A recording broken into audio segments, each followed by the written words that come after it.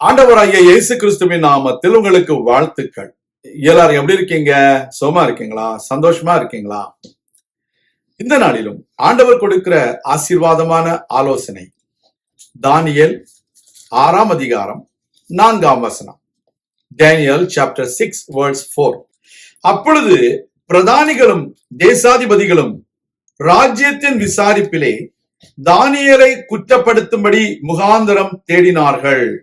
ஆனாலும் ஒரு முகாந்தரத்தையும் குற்றத்தையும் கண்டுபிடிக்க அவர்களால் கூடாதிருந்தது. அவன் உண்மை உள்ளவனாய் இருந்தபடியால் அவன் மேல் சுமத்த யாதொரு குற்றமும் குறைவும் காணப்படவில்லை. அருமையான தேவனுடைய பிள்ளைகளே, தானியேலிடத்திலே ஒரு விசேஷித்த ஆவி இருந்தபடியினால் தரியு ராஜா தானியேலை தேசாதிபதிகளுக்கும் பிரதானிகளுக்கும் மேலான அதிகாரம் உள்ளவனாக பதவியில் அமர்த்துகிற பொழுது அங்க இருக்கிற எல்லாரும் தானியேலின் மேல் குற்றம் கண்டுபிடிக்கும்படிக்கு காரணத்தை தேடுகிறார்கள். அதுபோல உங்கள் வாழ்க்கையிலும் உங்களை கர்த்தர் உயர்த்தும் பொழுது, பெரிய பதவியில் அமர்த்தும் பொழுது உங்கள் மேல் குற்றம் கண்டுபிடிக்கும்படிக்கு மனிதர்கள் காரணங்களை தேடுவார்கள்.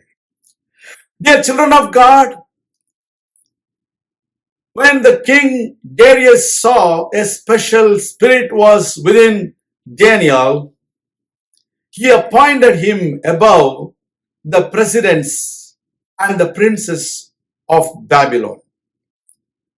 Immediately, the Babylonian presidents and the satraps or the princes, they sought to find some kind of mistakes or some kinds of error in the life of Daniel. But they were not able to find even a single error or mistake in the life of Daniel. You need to understand, Daniel was faithful in everything, whatever he was doing. Likewise, people around you may try to find fault on you. They may try to bring some accusations against you.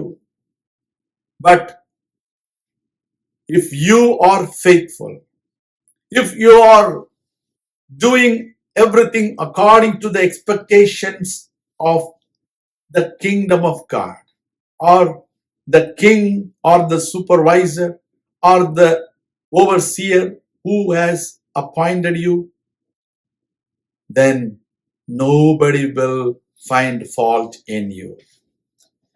People may try to bring some accusations, but because of your faithfulness, because you are truthful in everything, whatever the responsibilities that have been given unto you, they won't be able to find any mistakes in you. They will be put to shame.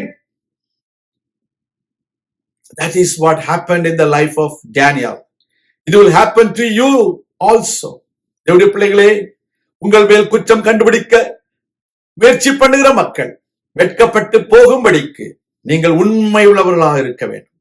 கொடுக்கப்பட்ட பொறுப்பில நீங்கள் நீதி செய்கிறவர்களாக இருக்க வேண்டும். உங்களுடைய அலுவலகத்திலோ, உங்களுடைய ஸ்தாபனத்திலோ, அல்லது உங்களை வேலைக்கு அமர்த்திய அதிகாரிக்கு முன்பதாகவோ நீங்கள் உண்மை உள்ளவர்களாக இருக்க வேண்டும். அவரவர்களுடைய கட்டளைகளின்படி செயல்பட வேண்டும். ஆண்டவருடைய வார்த்தையின்படி செயல்பட வேண்டும். அப்பொழுது உங்களை யாரும் குற்றம் சாட்ட முடியாது, குற்றம் கண்டுபிடிக்க முடியாது. கர்த்தர் உங்களை காத்துக் கொள்வார். Unless we are faithful, unless we are truthful, God cannot help us. We need to be very careful in this world. We are in the world. We need to be careful. நாம் ஜாக்கிரதையா இருப்போம். நாம் ஜெபிக்கலாம்.